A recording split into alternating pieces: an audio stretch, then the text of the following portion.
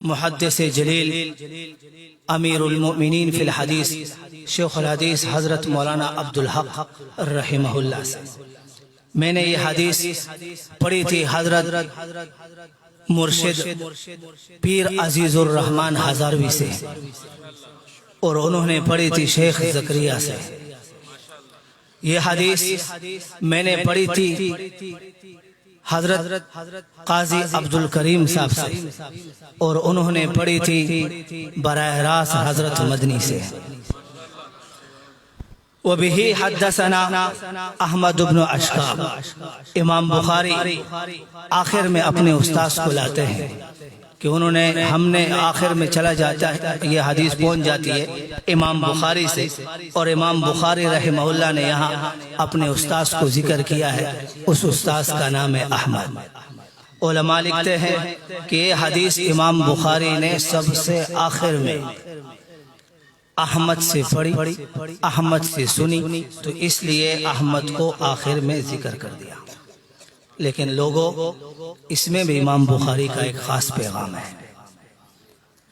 امام بخاری رحمہ اللہ یہاں سے ہمیں بتانا چاہ رہے ہیں کہ لوگوں، ایک دور آئے گا، ایک وقت آئے گا، ایک کذاب آئے گا اور وہ دعوی نبوت کرے گا، قادیانی کی شکل میں ابھرے گا، اور اس کے پاس مال اور دولت زیادہ ہوگی، تمہارے عقیدہ کو خراب کرنے کی کوشش کرے گا، تم سے آخری سہارا حضور اقدس صلی اللہ علیہ وسلم کو چھینے گا۔ خبردار اس کے دھوکے میں نہیں آنا، خبردار اس کے چال میں نہیں آنا۔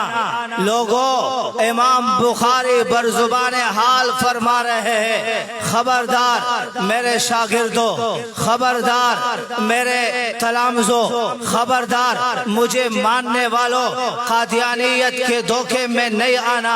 وہ کذاب ہے، دجال ہے، فرعون ہے، جھوٹا ہے، مکار ہے، فریبکار ہے۔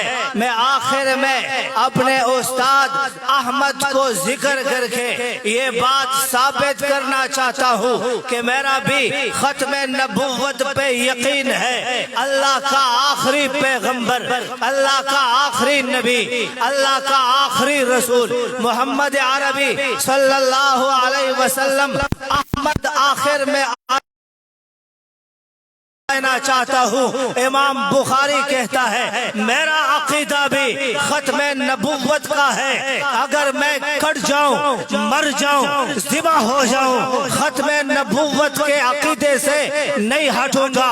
الحمدللہ ہم بھی امام بخاری کے شاگرد ہیں، ہم بھی امام بخاری کے ماننے والے ہیں، ہم بھی عہد کرتے ہیں، لوگوں عہد کرتے ہیں، اگر قادیانی کچھ بھی کر لے، ہمیں ذبح کر لے، اس کے ساتھ حکومتیں مل جائے، طاقتیں مل جائے، اور وہ ہمیں کاٹ دے، ذبح کر دے، ہمارے بدن کے چیتھڑے اڑا دے، لیکن ہم اپنے آقا کریم صلی اللہ علیہ وسلم کو نہیں چھوڑیں گے۔ زور سے بولے چھوڑیں گے، زور سے بولے چھوڑیں گے۔ آگے اشکاب ہے، اشکاب بھی پڑھا گیا ہے، اشکاب بھی پڑھا گیا ہے، منصرف بھی پڑھا گیا ہے، غیر منصرف بھی پڑھا گیا ہے۔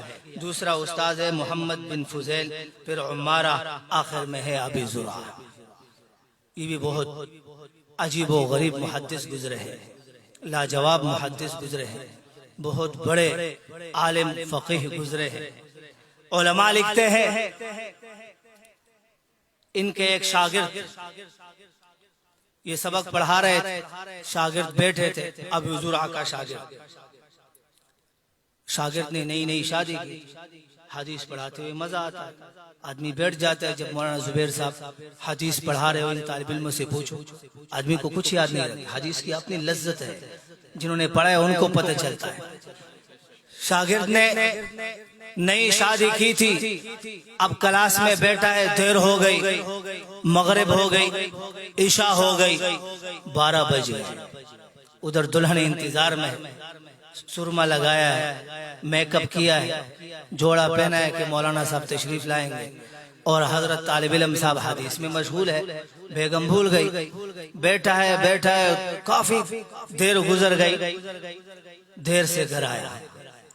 پہلے لوگوں میں تھوڑی جان تھی، دیر سے بھی آ جاتے، ہم تو پھر دیر سے بھی نہیں جا سکتے، صبح نماز کے بعد جاتے ہیں۔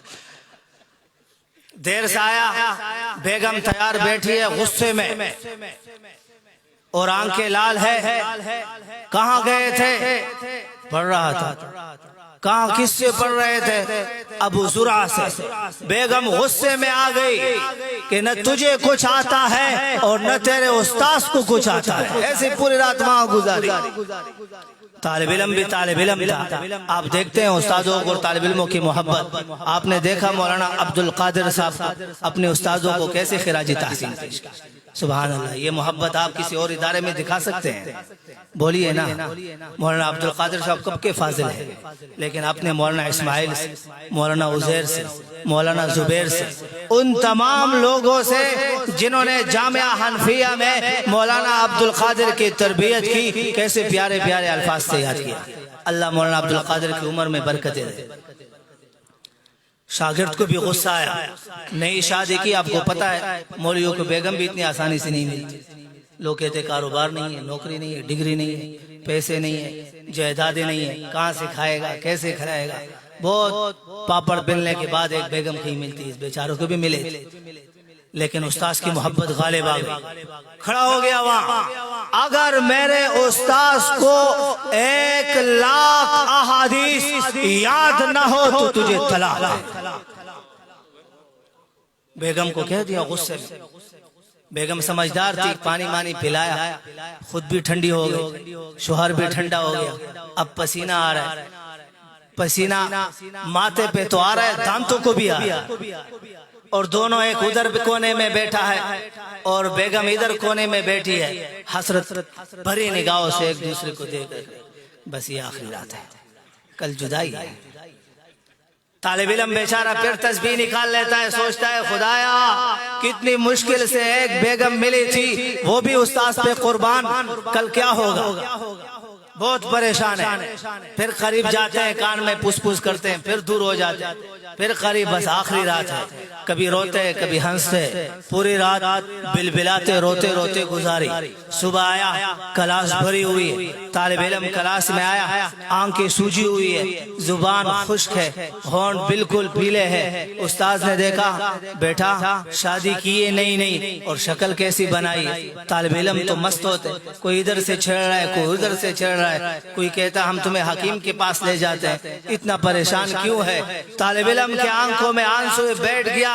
جب کچھ مجمع کم ہو گیا تو استاذ کے پاس آیا، استاد جی غضب ہو گیا ہے، برباد ہو گیا ہوں، لٹ گیا ہوں، دنیا کی متاع چلی گئی ہے، کیا ہوا بیٹھے؟ بیگم نے کہا تجھے بھی کچھ نہیں آتا، برداشت کیا، کہا تو جاہل ہے، برداشت کیا، کہا تجھے کچھ نہیں آتا، برداشت کیا، مجھے گالیاں دی، برداشت کیا، لیکن استاد جی جب آپ کی بات آئی اور اس نے کہا کہ تیرے استاذ کو بھی کچھ نہیں آتا، پھر محبت نے اجازت نہیں دی، غیرت نے اجازت نہیں دی، عشق نے اجازت نہیں دی، حدیث کی طلب نے اجازت نہیں دی، پھر مجھے بھی غیرت آئی، میں نے غصے سے کہا اگر میرے استاد کو 1,00,000 احادیث زبانی یاد نہ ہو تو تجھے چھٹی ہے۔ اب بتائیے استاد جی چھٹی ہو گئی یا بچ گئی؟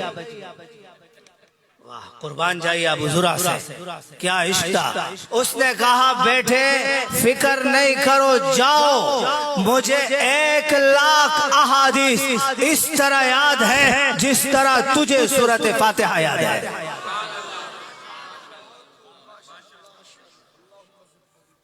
ابھی زرع استاذ سے اختتام کا وقت آیا، دنیا سے تشریف لے جا رہے ہیں، نزع کی حالت ہے، اسرائیل علیہ السلام اپنے تمام لشکر کے ساتھ پہنچے ہوئے اور شاگرد بیٹھے ہیں۔ اب استاذ کو یاد دلانا چاہ رہے ہیں کہ استاد جی آخر وقت ہے، کلمہ پڑھ لیجئے۔ کیسے کلمہ پڑھے؟ کون کہے استاد جی کو؟ کسی کو جرت نہیں ہو رہی، آپس میں مشورہ کر لیا کیسے کہے۔ ایک شاگرد نے کہا جی وہ حدیث شروع کر دے جس میں کلمے کا ذکر ہے، وہ حدیث شروع کرتے ہیں، استاد جی شاید خود پڑھ لے، طلبہ شروع ہو گئے، سند بیان کر رہے، استاد کو خود یاد